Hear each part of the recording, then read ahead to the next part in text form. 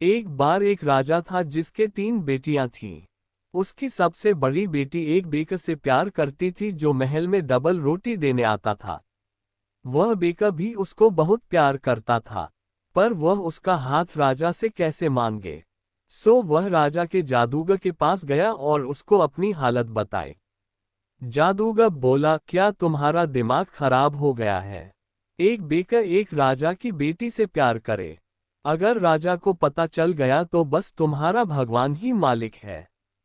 Baker बोला, इसीलिए तो मैं तुम्हारे पास आया हूं ताकि तुम उसको इस खबर के लिए तैयार कर दो।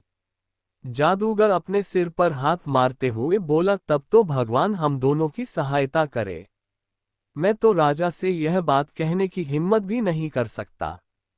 जब बेकर जिद करता रहा तो उससे बचने के लिए जादूगर बोला, ठीक है, मैं राजा साहब से बात करूंगा, पर मेरी बात याद रखना कि इस सब से कुछ अच्छा नहीं होने वाला। उसके बाद जादूगर किसी अच्छे दिन की तलाश करता रहा और एक दिन अच्छा दिन देखकर, जिस दिन राजा अपने अच्छे मूड में था, राजा से बोला, सरकार, अगर आप इजाजत दें तो मैं आपसे कुछ कहना चाहता हूँ। आप वायदा करें कि आप मुझसे नाराज नहीं होंगे। राजा बोला, बोलो बोलो, मैं तुमसे बिल्कुल नाराज नहीं होऊंगा। और जादूगर ने बेकर की बात राजा से कह दी। ये सुनकर राजा तो पीला पड़ गया। वह बोला, क्या तुम ये सब मुझसे कहने की हिम्मत भी कैसे कर सके? चौकीदार, ले जाओ इस जादूगर को। वे जब उस बेचारे जादूगर को लेकर बाहर जा रहे थे तो राजा को याद आया कि उसने तो उस जादूगर से नाराज न होने का वायदा किया था। सो उसने जादूगर को तो छोड़ दिया और बजाय जादूगर के अपनी तीनों बेटियों को पकड़ने का हुक्म दे दिया और उनको केवल डबल रोटी और पानी पर रखने का हुक्म सुना दिया। इस तरह से उसने अपनी बेटियों को 6 महीने तक के लिए बंद रखा। उसके बाद उसने सोचा कि अब तक तो कम से कम उनको अकला गई होगी, अब उनको थोड़ी सी हवा तो लगने दी जाए। सो उसने उनको एक बंद गाड़ी में नौकरों के साथ एक बड़ी सी सड़क पर घूमने के लिए भेज दिया। जब गाड़ी आधे रास्ते पहुंची तो सड़क पर अचानक ही घना कोहरा छा गया। उस कोहरे में से एक जादूगर निकला। उसने गाड़ी का दरवाजा खोला, तीनों लड़कियों को बाहर निकाला और अपने साथ लेकर भाग गया। जब कोहरा छटा तो नौकरों ने देखा कि तीनों राजकुमारियां तो वहां से गायब थीं और गाड़ी खाली पड़ी थी। उन्होंने इधर उधर बहुत पुकारा, बहुत ढूंढा, पर उन राजकुमारियों का कहीं पता नहीं चला। वे बेचारे खाली गाड़ी लेकर वापस महल चले आए। अब राजा बस एक ही काम कर सकता था कि उसने अपना एक आदेश जारी कर दिया कि जो कोई भी उन तीनों लड़कियों को ढूंढ कर लाएगा वह उन तीनों लड़कियों में से किसी एक से शादी कर सकेगा। उस बेकर को भी महल से उसी समय निकाल दिया गया था। महल से निकाले जाने के बाद वह अपने 2 दोस्तों के साथ दुनिया की यात्रा पर निकल पड़ा था। एक शाम को एक जंगल में उन्होंने देखा कि एक घर में रोशनी हो रही था। उन्होंने उस महल का दरवाजा खटखटाया तो वह तो पहले से ही खुला था। सो वह दरवाजा पूरा का पूरा बिना किसी कोशिश के ही खुल गया। वे लोग महल के अंदर चले गए और सीढ़ियों पर चढ़ गए, पर उनको कहीं कोई दिखाई नहीं दिया। वहां 3 आदमियों के खाने के लिए एक मेज सजी रखी थी। उस पर खाना लगा रखा था।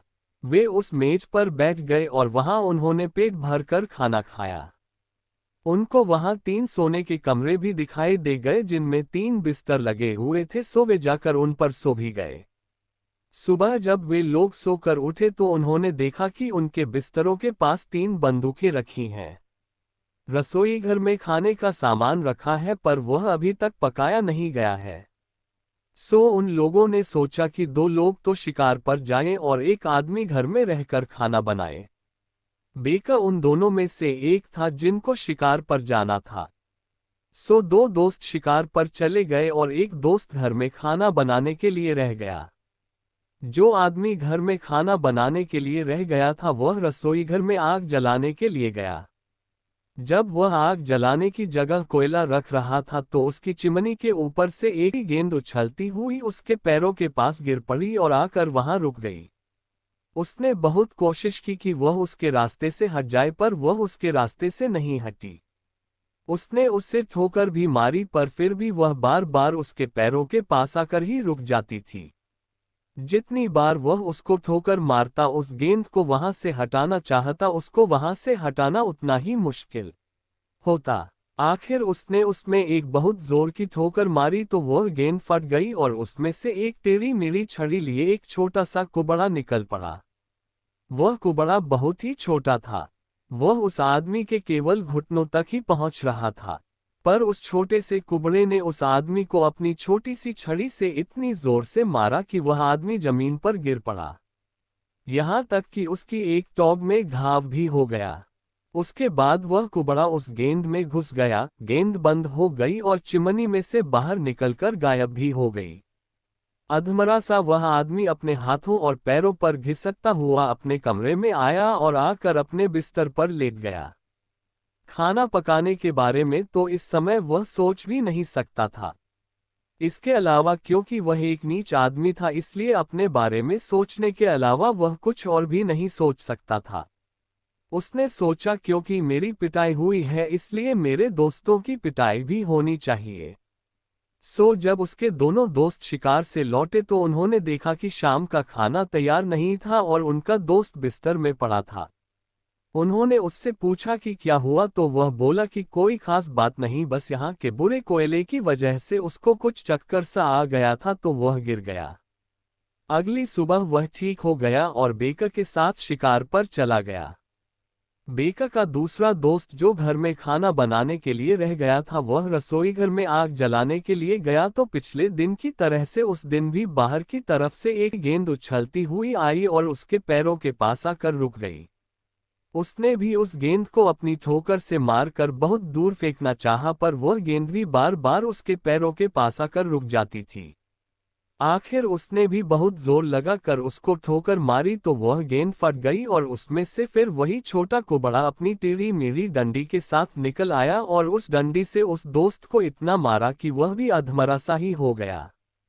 वह भी वहां से उठकर अपने बिस्तर पर जा लेटा। जब उसके दोनों दोस्त शाम को शिकार से लौटे तो उन्होंने देखा कि शाम का खाना तैयार नहीं था और उनका ये दोस्त भी बिस्तर में पड़ा था। उन्होंने उससे पूछा कि क्या हुआ तो वह भी यही बोला कि कोई खास बात नहीं, बस यहाँ के बुरे कोयले की वजह से उसको कुछ चक्कर सा आ गया था जिसकी वजह से वह गिर पड़ा और उसको चोट आ गई। बेका बोला, ये बात मेरी तो कुछ समझ में नहीं आई। मैं खुद कल घर पर रहूंगा और देखता हूं कि क्या बात है। पहले दोनों दोस्त बोले, हाँ हाँ तुम भी रहकर देख लेना, तुमको भी ऐसे ही चक्कर आ जाएंगे।